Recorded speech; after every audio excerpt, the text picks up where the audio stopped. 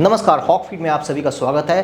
वो कहते हैं ना कि जब आप शिद्दत से मेहनत करते हैं तो सफलता आपके कदम ज़रूर चूमती है। बस ज़रूरत इस चीज़ की है कि आपके अंदर वो लगन हो। आपने अगर एक बार ऐसा किया तो आपको निश्चित रूप से कामयाबी मिलेगी। एक व्यक्ति की सफलता और उसकी आने वाली पीढ़ियों की दिशा और दशा दोनों तय कर देती हैं। हम आपको एक ऐसे शख्स की सफलता की कहानी आज बताएंगे जो खुद तो गरीबी में पैदा हुआ, लेकिन उसने आने वाली पीढ़ियों के लिए कामयाबी की इबारत लिख दी और खड़ा कर दिया अरबों का साम्राज्य। जी हाँ, आज हम बात करेंगे मोटिवेशन की आग मालिक के बारे में। आपको बता देते हैं कि उन्होंने अपनी मेहनत के दम पर अरबों का साम्राज्य बनाया और जिस शख्स की आज हम बात कर रहे हैं उनका नाम है रघुनंदन श्रीनिवास। कर्नाटक में पैदा हुए रघुनंदन श्रीनिवास का जन्म गरीब परिवार में हुआ। इसके बावजूद उन्होंने अपनी हिम्मत नहीं हारी और अपनी मेहनत व लगन के दम पर अरबों का साम्राज्य उन्होंने खड़ा कर दिया। उनके पिता फल और लकड़ियां बेचकर 7 बच्चों का पेट पालते थे। आर.एस. कामत यानी कि रघुनंदन श्रीनिवास कामत बड़े होने पर परिवार की जिम्मेदारियां उठाने के लिए भाइयों के साथ फिर मुंबई चले गए। ढाबे पर भी उन्होंने काम किया। यहाँ पर गोकुल नाम से एक ढाबा चला रहे आर.एस. कामत के भाइयों ने उन्हें भी वहीं काम पर लगा लिया था। ढाबे पर ग्राहकों को आइसक्रीम खरीदते देखकर कामत के मन में एक दिन कुछ अलग करने का विचार आया। धीरे धीरे वो इसी पर सोचने लगे और इसी बीच 1983 में उनकी शादी हो गई। मैच्योर होने पर उन्होंने आइसक्रीम का बिजनेस शुरू करने का निर्णय लिया।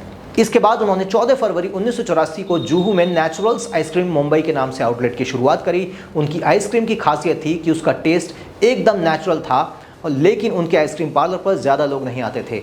वो इसको लेकर काफ़ी चिंतित रहते थे और लगातार अपने बिजनेस को बढ़ाने के बारे में सोचते रहते थे। वैसे मुंबई के नेचुरल्स आइसक्रीम स्टोर पर मैंने भी अपनी एक बहुत अच्छी फ्रेंड के साथ आइसक्रीम खाई थी।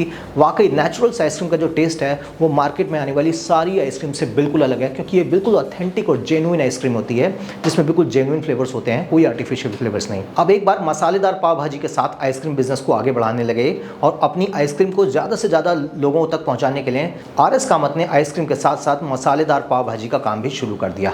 अब पाव भाजी खाने के लिए आने वाले लोग तीखा खाकर कामत जी की ठंडी और मीठी आइसक्रीम खाते थे।